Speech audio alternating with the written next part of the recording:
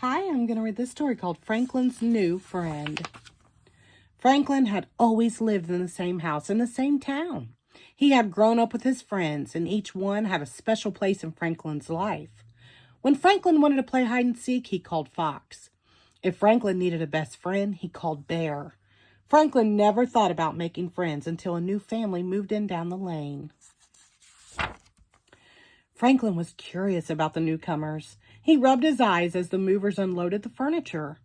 The beds were made for giants, and the lamps were as tall as trees.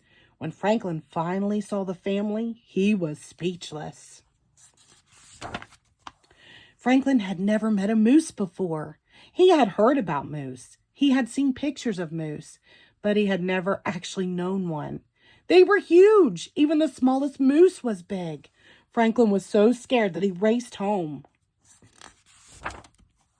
A moose family moved in. That's nice, said Franklin's mother. Maybe you'll make a new friend. Franklin shook his head. I don't think so. I expect you to be nice when you meet someone new, warned his mother. Franklin scowled. The next morning, there was a moose in Franklin's classroom.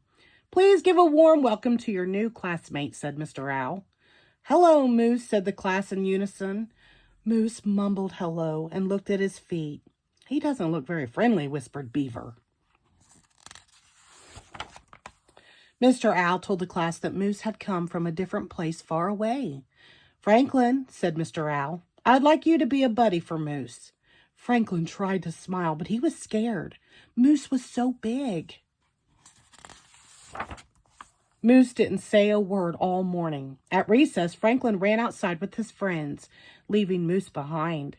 But Mr. Owl reminded Franklin that he was Moose's buddy. Do you want to play? Asked Franklin. Moose shook his head back and forth. Franklin was relieved. During recess, Moose stood alone as Franklin and his friends played soccer. Fox kicked the ball too hard and it flew into a tree. Now we'll have to get Mr. Owl, groaned Bear. I've got it, cried Moose. He knocked the ball out of the tree and sent it flying to Franklin. That was good, said Fox. I guess, shrugged Franklin. Back in the classroom, Mr. Owl asked Franklin and Moose to make a poster for the bake sale. I don't need any help, said Franklin. Mr. Owl talked to Franklin alone. Try to imagine how Moose feels. He's new and he has no friends here. He's probably scared.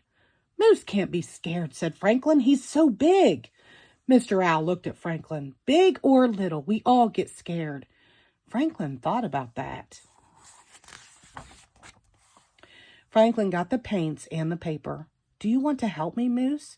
Oh, yes, said Moose. I love to draw. They sat side by side and planned the poster together. Franklin realized that Moose didn't seem as big when he was sitting. After much work, the poster was perfect.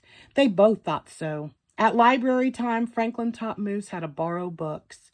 Moose showed Franklin how to cut a perfect circle. They both liked to build structures. Franklin and Moose had a lot in common.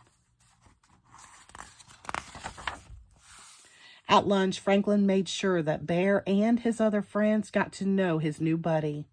They liked Moose. Besides, he was a very good soccer player. When Franklin got home from school, he was happy. Guess what? He told his mother. I have a new friend. So you met Moose? Asked his mother. What's he like? Moose is big, said Franklin, but he's not mean or scary. Good, said his mother. Would you like to take some of these cookies to him? Franklin went to Moose's house. They ate all the cookies together. I'm glad you were my buddy, said Moose. I was worried that nobody would play with me. Really, said Franklin. He could barely remember being afraid of Moose. From then on, Franklin and Moose played together all the time. Now Franklin's new friend was a special friend. The end. Thank you.